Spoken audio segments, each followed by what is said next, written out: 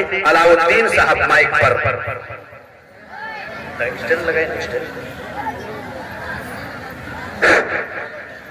अस्सलामु अलैकुम वरहमतुल्लाहि वबरकातुह। मैं इंतजामिया कमेटी से माजरत के साथ, असल में हमरो साथे कुछ मजबूरी बा कि हम एगो मस्जिद के इमाम बनी जाना में फजर के नमाज पढ़ाओ खतरा तनी सा परेशानी होला, बाकी जोहर असर रहला तो केहू पढ़ा लेला।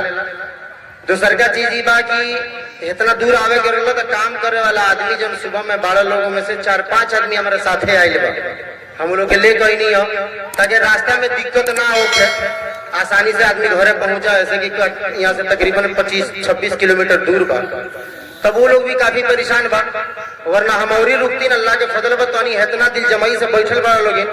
आखिर में हम ही तकरीर करती, हमरा से पहले मुफ्ती साहब तकरीर करता, लेकिन हमरा से तो ये मजबूरी बा जाना वजह से हम कनी है तो इंतजामिया के लोग अल्हम्दुलिल्लाह मान करके कहला से पहले तू ही बोल लो।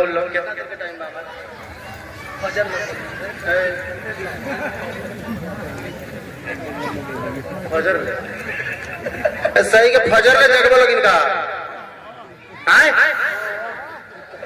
एबर बर तो हो कहे में बड़ी मजा आवेला, जे रात जगवर आला नो मोगिलो बड़ी नाचेला। बिहान भाई जब लागला डाल दुखा तब समझ में आवेला कि नाचे के ना चाहिए। एक दिन पूरा खा लो पेट झरी धोले, ई नीमन बात नहीं खे। नीमन से एक के दिन इतना खा जितना पचा सको, उतने सुना जितना अमल में ला सको, और उतने काम करो कि जितना सह सको। ऐसा ना भाई कि रात भर सुन्नी जलसा मुफ्ती साहब चतुर्वेदी साहब बयान कर लो, अब फजर के बेरा मौजिन सा कला सलातु खैरुम मिनन नौम, क्या वो लोग नमाज पढ़े नमाज नीमन और सुतला से हम कहते नहीं है मछोला पे काट के छोड़ ले सुत ना ले तनिसा, तो ई कौन फायदा ना भाई। सुना उतने देर ले जितना देर ले फिर तू जाग सको।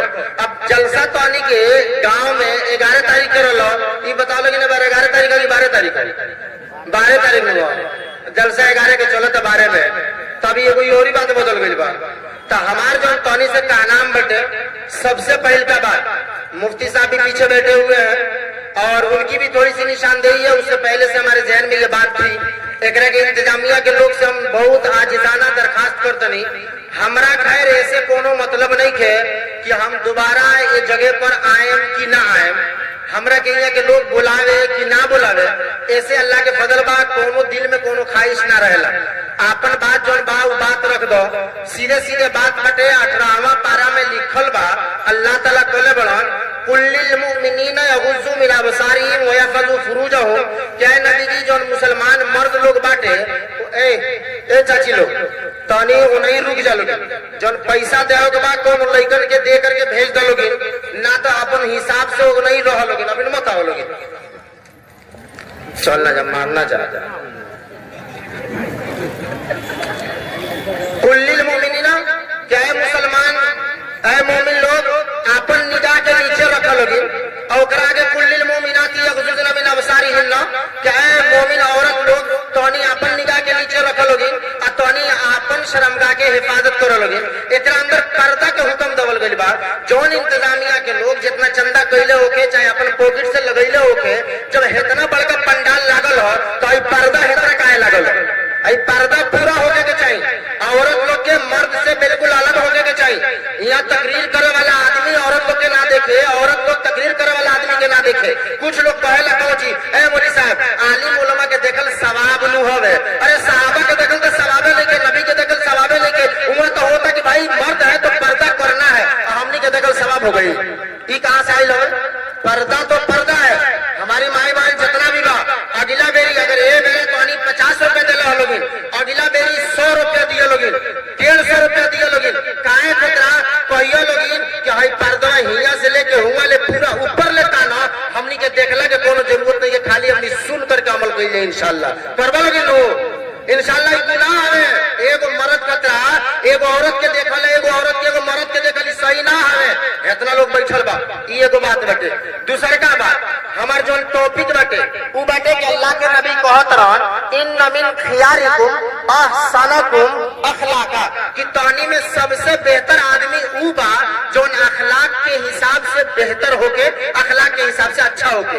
अल्लाह ताला अपना नबी के बारे में कहत रहन व इन्नका लाला खुलुकिन अजीम, कि तारा के हम बहुत उम्दा अखलाक वाला बनैले बनी, तारा के बहुत आला कैले बनी। ये दू गो चीज हो गई। अब सुन लोगे, हमने क्या माई बहन जितना बैठल बा, खास तौर से वो लोग से हमारा बात बटे कि अल्लाह के नबी कहत रहन कि दुनिया में सबसे बेहतर इंसान ऊ बटे जौना के अखलाक सबसे बढ़िया होखे। लेकिन ये बार हमने के अखलाक इतना गिरल बटे कि बेटी के माई से नहीं के पटत, सास के पतोह के नहीं के पटत, ननद के भौजाई से नहीं के पटत, जेठानी के छोटानी से नहीं के पटत। मामला एक तरह हो गइल बा कि एगो दूसरा के देखे के नहीं के चाहत। अगर कोनो काम गड़बड़ हो जाए, भले से अपने लइका कइले होखे, लेकिन ओकर नाम दूसरा के ऊपर दे देवल जाता। अगर जे कोनो चीज अपना पसंद नहीं खे तो मालूम नहीं भइल कि ओकर इल्जाम दूसरा के ऊपर लगा देवल जाता। घर के माहौल एक तरह बिगाड़ देवल जाता कि एक आदमी दूसरा से बोले के तैयार नहीं थे, एक आदमी दूसरा और ताके के तैयार नहीं थे। अब एगो वाकया देखा लोगे कि गज़वे उहद होत अटे, नबी करीम सल्लल्लाहु अलैहि वसल्लम सहाबा लोग के जगह पर बैठा देले बड़न कि हई आदमी हिया रहियन, हई आदमी हिया रहियन। मालूम नहीं भाई कि कुछ देर खतरा मुसलमान लोग उस जंग के फतह कर लेले बा। अब सहाबा लोग सोचलो कि चलो लोग इन माले गनीमत ले लहल जाओ। अब सहाबा लोग जौना जगह पर आप सल्लल्लाहु अलैहि वसल्लम लगैले रहलन, वहां से आ करके माले गनीमत के चक्कर में उठ के आ गए लोग। अब ओकरा वजह से जब कुफार भागत रहे हार के, उ देखलस की जगह खाली बा, ओने से आकर के हमला कर देलस। ओमे आप सल्लल्लाहु अलैहि वसल्लम के रूहानी भी तकलीफ पहुंचल, जिस्मानी भी तकलीफ पहुंचल, लेकिन ओकरा बावजूद सहाबा से नाराज ना भइलन, सहाबा लोग के गरियलन ना, सहाबा लोग के मरलन ना, सहाबा लोग के डटलन ना। ओही के बारे में 14 पारा में अल्लाह ताला का फरमावत रहन, फबिमा रहमतिन मिनल्लाहि लिंत लहुम वलौ कुंत फज़्ज़ल गलीज़ल क़ल्बी लनफ़ज़्ज़ू मिन हौलिक फ़अफ़ु अन्हुम वस्तग़फ़िर लहुम वशाविरहुम फिल अम्र फ़इज़ा अज़मत फ़तवक्कल अलल्लाह। अल्लाह ताला कहत रहे नबी जी, अल्लाह के बहुत बड़का मेहरबानी बा कि तू बहुत नरम दिल बाड़ा, तू बहुत नरम दिल वाला। अगर तू नरम दिल ना रहता, अगर सख्त मिजाज रहता, बहुत टेढ़ा बोलत रहता, बहुत कड़वा बोलत रहता, कई जितना सहाबा लोग बानो तारा लगे ना रहित लोग, सहाबा लोग भाग जाई। ऐसे कि जब तू खिसिया के बोलबो तो तारा लगे के रही। ए बार सास अगर पतो के डांट के बोल देता लो, मालूम है कि पतो सास के तो गोले दाबे नहीं के जाए होता कि नहीं के हो। सास चाहे चिल्लात रहस, खासत रहत, प्यास लागल बा, लेकिन पतो पानी देवे खतरा नहीं की जात। का है ऐसे कि हमरा के खिसिया के काय डट लियो, चार गो लोग रहलो में हमार बुराई काय कर लियो, ऐसे कि हमरा के काय बोल लियो। मालूम ही भइल कि हमनी के आपन जुबान, आपन दिल, आपन दिमाग अगर कंट्रोल में रखल जाई, हदीस के मुताबिक अगर चलल जाई, अपन अखलाक बना करके जिंदगी गुजारल जाई, तो इंशाअल्लाह हमनी के दुनिया के अंदर भी फायदा हुई और मौला के बाद में आखिरत में भी फायदा हुई। ऐसे कि अल्लाह के नबी फरमाओ तरन कि क़यामत के दिन जब नामे अमाल तौलल जाई, वजन कइल जाई, जब ओकरा के जोखल जाई, तो में सबसे भारी जो अमल हुई वो अखलाके हसना हुई। अब समझ में ये आवत नहीं है कि मौली साहब अखलाके हसना पहुंची कहल जला, ये अखलाके हसना हवे पहुंची। तब सुना लोगिन, हसन जोन बाटे ये हुस्न से बाटे। हुस्न के माना होला अच्छा, नीमन, बढ़िया, सुंदर। और अखलाक जोन बाटे ये जोन बाटे ये खुल्क के जमा हवे। एकर माना होला आदत, रवैया, तौर तरीका।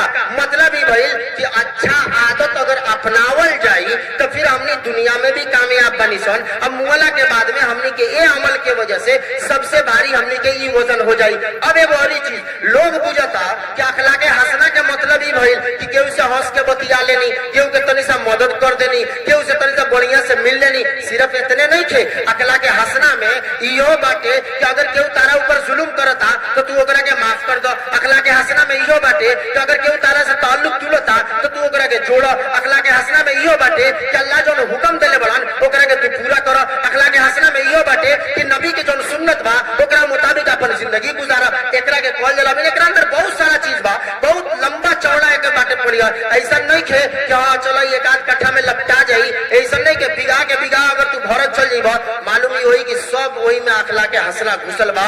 हमनी के इतना छोट मोट शरीयत नहीं खे, अल्लाह के फजल बा। हम इतना बात हर जगह कहनी, ए जगो कहतनी अल्लाह ताला जब कहत रहन इन्न दीन इंदल्लाहिल इस्लाम, कि अल्लाह के नजदीक सबसे बढ़िया दिन इस्लाम बाटे, इस्लाम के अलावा कोनो दिन नहीं थे। दूसर का जगह अल्लाह कहत रहन ओ मैं यब्तगी गैरल इस्लाम दीनन फलन युक़बल मिनहु, कि अगर इस्लाम के अलावा कोनो दूसर दिन तू लेके आइबो तो हम कबूल ना करें। तो हमार माई बहन खतरा सबसे बढ़िया हमनी के नबी के सुन्नत बाटे, अल्लाह के हुक्म बाटे। हमारा भाई लोग खतरा सबसे बढ़िया कुरान बाटे, हदीस बाटे। हमनी के समझे खतरा, सीखे खतरा अल्लाह के फजल बा, अल्लाह के फजल बा। अल्लाह ताला कहत रहन कि ऐ नबी जी हम अल यौम अकमलतु लकुम दीनकुम व अतममतु अलैकुम नियमती व रज़ीतु लकुम इस्लाम दीना। ए नबी अब टेंशन लेला के जरूरत नहीं है। लड़का के पैदाइश से लेके मौत ले, चाहे बीच में जवानी आवे, चाहे लड़का सज्ञान होके, चाहे आदमी बुढ़ा जाए, चाहे मर्द होके, चाहे मेहरारू होके, चाहे शादी ब्याह के मामला होके, चाहे लेन देन के मामला होके, खाए पिए के मामला होके,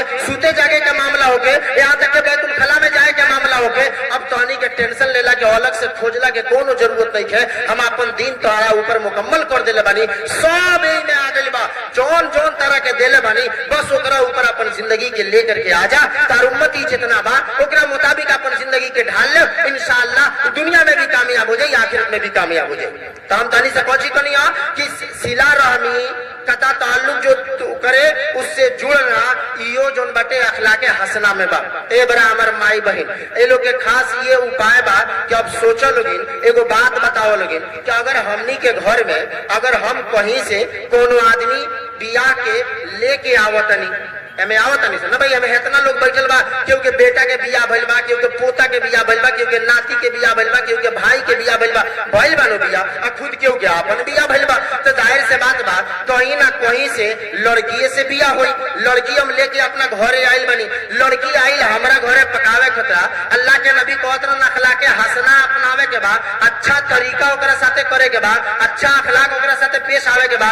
अब हमनी के रवैया देखा का होता, ऊ लड़की आइल, ऊ बेचारी नया नया हमरा घरे आइल बिया, ओकरा पते नहीं खे कि ससुर ज्यादा नून खालन की सास ज्यादा नून खाली, ओकरा पते नहीं खे कि के पानी कब पिएला, पहले के पी के बैठ जाला कि बाद में पिएला, ओकरा पता नहीं कि मरचा के तेज खाला, के कम खाला, के सूखल खाला, के हरियर खाला। अब बेचारी अपना हिसाब से खाना बनैलस, हो गई कबो नमक तनी सा बेसी हो गई, कहीं तनी सा कम हो गई, मरचा तनी सा बेसी हो गई, तनी सा कम हो गई। सास सबसे पहले खड़िया के हाँ ये तार बाबा माई सिखा के भेजला बका, यही तरह खाना बनावल जाला, नून तारा ना बुझाइला कितना डाली है कितना ना डाली, यही तरह तू खाना बना देबू। इतना सुनैयन जैसे मालूम है कि जहर घोर के दे देले बिया, मर जइयन पियला के बाद। और ओकरा बाद में कहची अपन बेटी के जब शिकायत आवता, आई हो दादा हम अपना बेटिया के तो बड़ी निमन सिखैले रहनी हो, हम सब समझा के भेजले रहनी हो।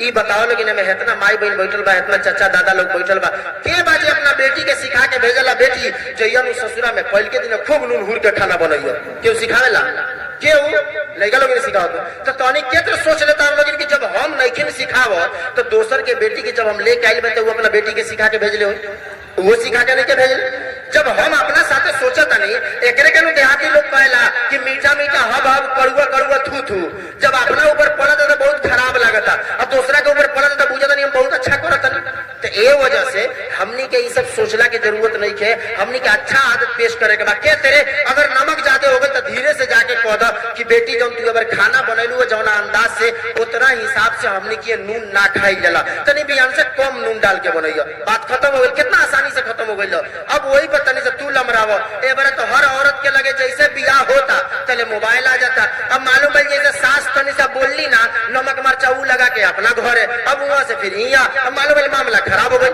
होत बा।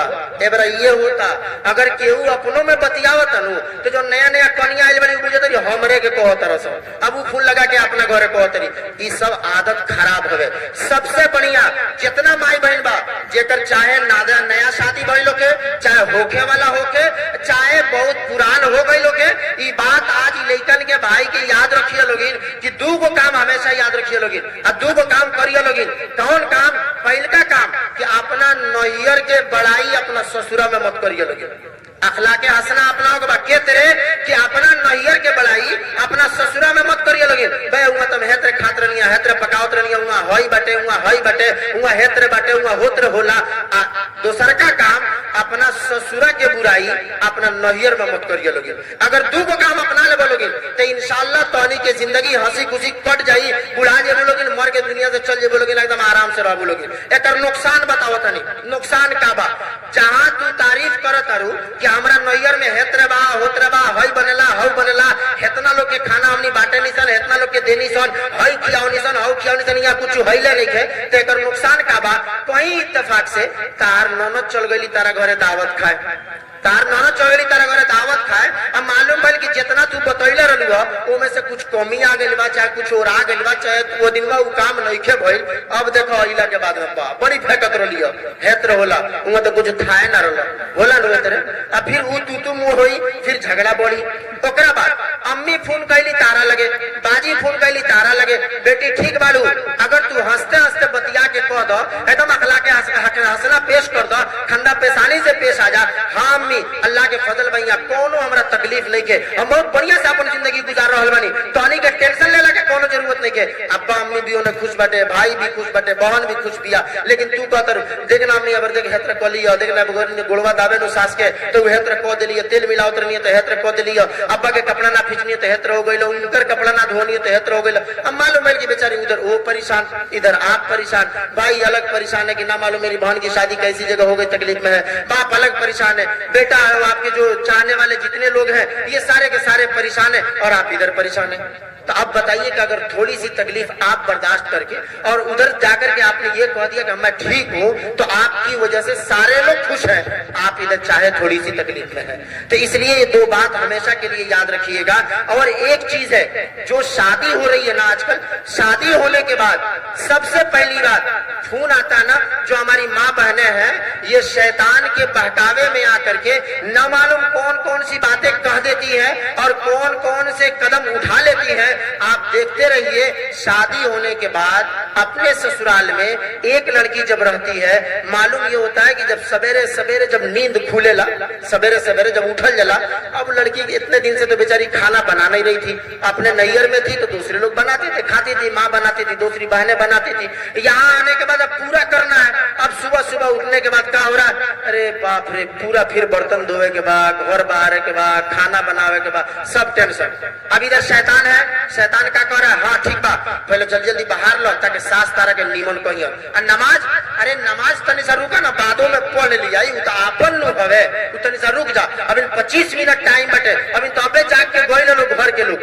अब मालूम है अच्छा बर्तन में तनी सट से मास लो ताकि घर के लोग कोई बड़ी नीमन बिया। नमाज ए तनी सा औरी रुका ना तनी सा पढ़ लियो अपने नु मालूम है तनी सा करते करते और दूसरा के नजर में नीमन बने के चक्कर में नमाज हम गायब कर देनी, नमाज हमार छूट गइल बा। ई एगो पहिल का गलती भाई। ओकरा आगे चलो जैसे 8 से 10 बजे था तले नैयर से फोन आ गइल बबी ठीक बालू हाँ केतरे बा ठीक बनी तले आपन हंसी के बाद जे नैयर में बा तनी सा ढेर हो सकता, जे ससुरा में नया नया बा उ तनी सा कम हो सकता। अब ओकरे सामने फोन पर ले हंसाई। अब इन्हें के लोग कोची सोचता बाप रे सब खुशी हुई जख्मे बाई जख्मा तो हम जहन्नम में आ गइल बनी।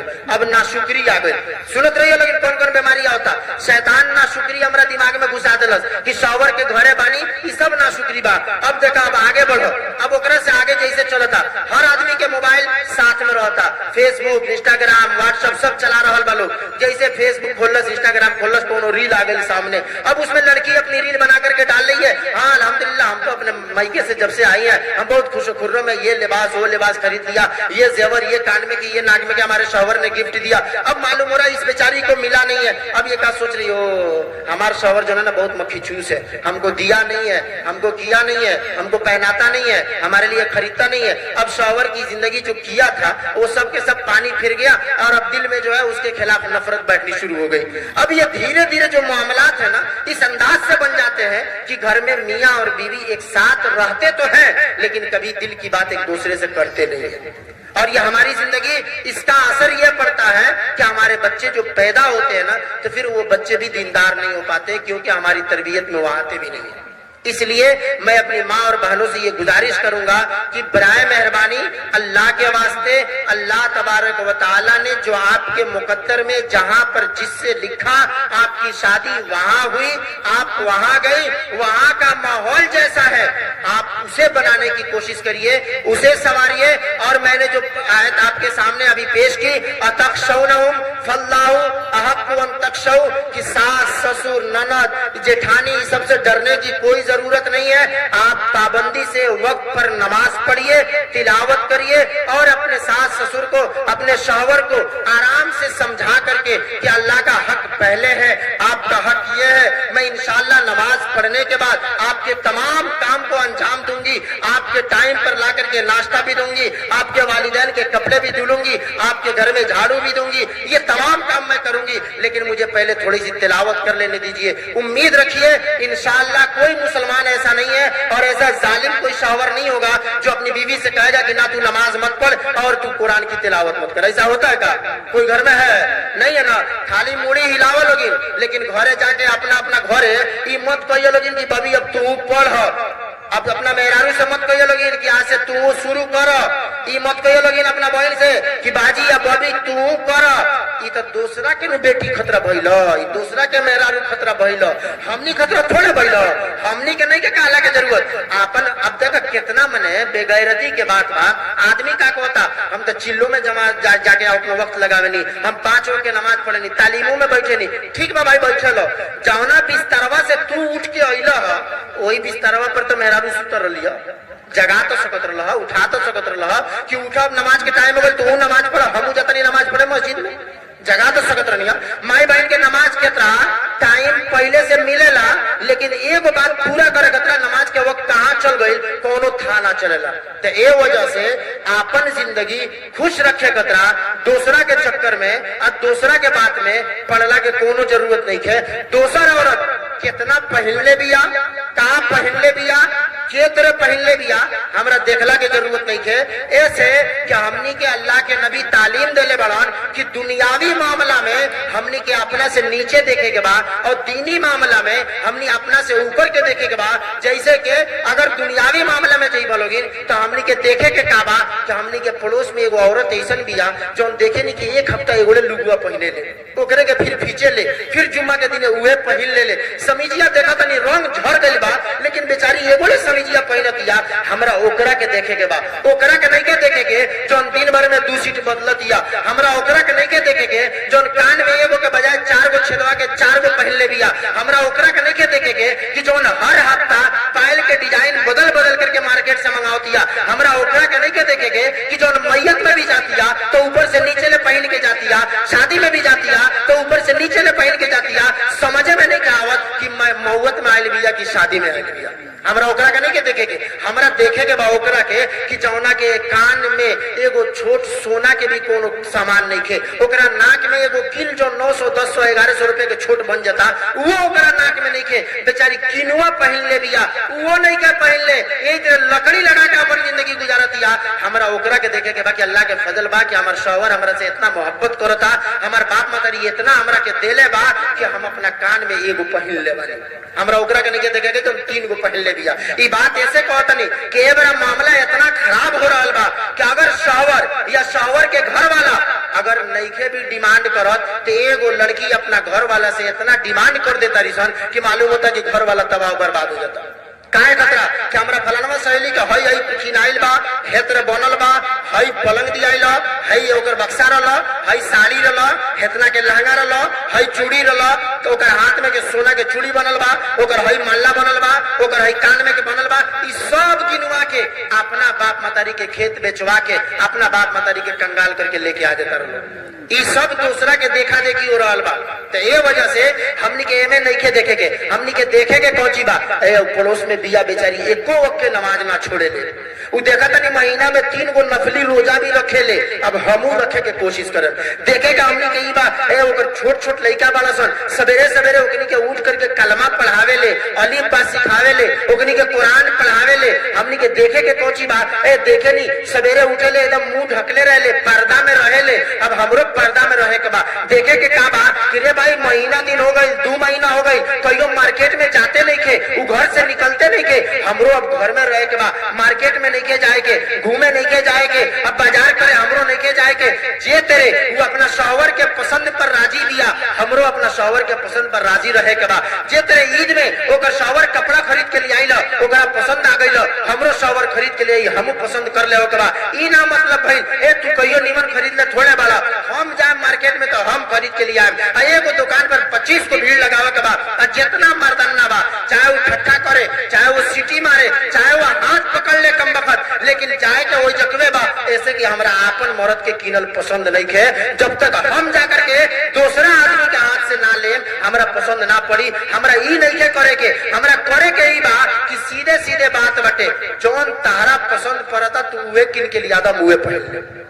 हमें सीधे से बात बा भाई देखी के एगो बात बताओ लगी हमें जितना हमार माई बहन बैठल बा पहिने में हम लुगा अगर तहनी पहने तर लोगिन सूट पहने तर लोगिन कान नाक में के पहने तर लोगिन पाउडर लिपस्टिक लगाओ तर लोगिन जोन सिंगार तहनी कर तर लोगिन केकरा खतरा अपना शौहर खतरा अपना मालिक खतरा देखे के ओकरा बा अच्छा ओकरा लागे के बाद तो जाहिर सी बात में जब वो खरीद के लिया होता तो अपने पसंद से लिया होता तू ओकरे के पहना ओकरा नीमन लागत चाहे दुनिया बहाने में जा हमरा दुनिया से का करेगा बा लेकिन यहाँ तक गंगा उल्टा बहुत मसला ही बा कि शौहर के चाहे पसंद हो के चाहे ना होके शौहर चाहे देखो चाहे ना देखो जितना निमन का सूट बा वही बेरा पहिनम जाना बेरा दूसरा घरे बियाह कर लोगे वही बेरा पहिनम जाना बेरा दूसरा घरे मैयत भइल लोगे वही बेरा पहिनम जाना बेरा मेला लागल लोगे आपन शौहर के नसीब इतने बा कि 400 के प्रिंट वाला सूट तू देखत रह और जो लुगा झड़ गइल जो पहिने के लायक नहीं के गुदरा में डाले वाला बा तू वही में हमरा के देख सकत रह नीमन में नहीं को देख सकत आ सोना चांदी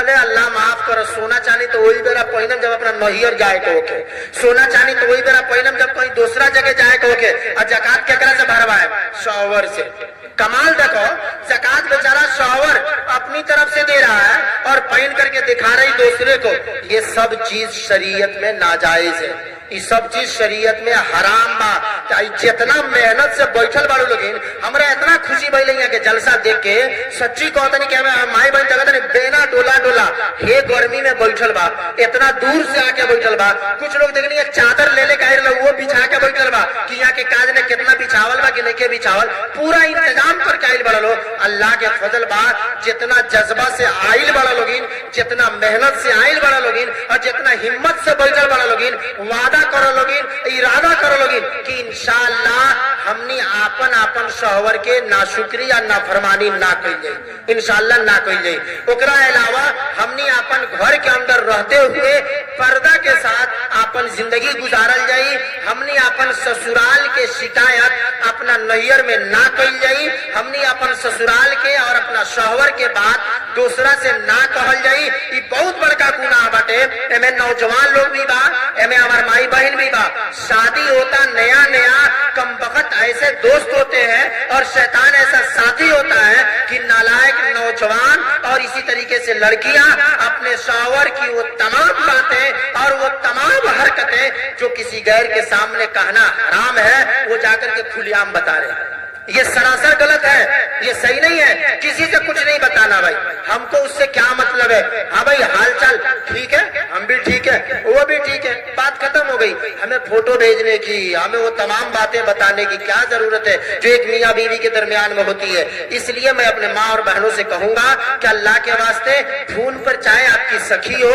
पुरानी हो चाहे नई हो चाहे कोई भी हो आप मजाक में भी कैसा हो अपने शौहर की बात वहां ना करें अपने शौहर की बुराई वहां ना करें अपने ससुराल की बुराई वहां ना करें और अपनी जिंदगी के अंदर कोशिश ये करें कि हम अल्लाह के हक को अदा करेंगे नमाज पाबंदी से पढ़ेंगे कुरान की तिलावत करेंगे अपने बच्चों को इंशाअल्लाह हम पहले मरहले में दीन सिखाएंगे उनकी तरबियत अच्छे से करेंगे और फिर उसके बाद हमारी जैसी अल्लाह तबारक व तआला ने हैसियत दे रखी है उस हिसाब से हम आगे बढ़ेंगे और आगे बढ़ने के साथ साथ हम उनको आगे बढ़ाएंगे एक और चीज है मैं आपसे वाज़े तौर पर कहूंगा ये नया जुमला नया ट्रेंड है हम इसको नहीं मानते चाहे कोई माने या ना माने भाई आप पहले हाफिजी बना दो फिर उसके बाद से डॉक्टर इंजीनियर बनाओ आप पहले हाफिजी बना लो फिर जाकर के उसको डॉक्टर इंजीनियर बना लो कलेक्टर बना लो भाई आप ईमानदारी से बताइए इसमें इतने लोग बैठे हुए चाहे वो स्टेज पर हो चाहे वो नीचे हो ईमानदारी से बताइए जिस गांव में 3000 के लोग हैं मैं अपने गांव की बता रहा हूँ हमारे गांव के यहाँ 5 लोग आए हुए हैं हमारे साथ हमारे गांव की आबादी 3000 से शायद है लेकिन मदरसे में पढ़ने वाले उस दिन जोड़ा गया था जो पढ़ करके हाफिज और मौलाना लोग हैं तकरीबन 30 लोग हैं 3000 में 30 लोग हैं हाफिज भी सब मिला करके 50 पहुंचे थे 3000 में 50 और नारा हम कहा दे रहे हाफिजी बना ला डॉक्टर साहब बना दिया अरे जो हाफिजी नहीं बना उसी को डॉक्टर बनाइए ना यार इसके पीछे क्यों पड़ गए कम से कम इसको तो मुस्तकिल रहने देते इसको तो आगे बढ़ने देते इसको तो कुरान और हदीस की तफसीर जानने देते एक तो ये पढ़ा और इसको भी उसी में लेकर के चले गए जो दूसरे गए एक घर में 4 भाई मालूम हुआ मदरसे में कितने पढ़े? कोई भी नहीं पढ़ा। चारों भाई की शादी हुई, सबके बच्चे पैदा हुए, 3-3 4-4 बच्चे पैदा हुए, 4 भाई के 10 औलाद। मदरसे में कितने गए? खूब किसियाए तो हाँ एक दादा कहत रहलन हमरा पोतवा के तनी हाफिजी बना दियो। सोचनी ना हुई तो कम से कम हाफिजी एगो बना देती। 100% हुआ। हिंदुस्तान के अंदर सर्वे करने के बाद मदारिस में जाने वाले 3% है, 2.5 से 3%। हम ओकरो पीछे पड़ गए बनी, वो में से निकालो, ओकरो के लिया डॉक्टर इंजीनियर बनावा। अरे जो 97% गजेरी नशेरी बन रहे हैं, जो जाकर के दूसरे बुराई काम कर रहे हैं, जो जाकर के गलत हरकतों में पड़ रहे हैं, हम उनके पीछे चले ना गोड़ हाथ धो करके बबुआ का है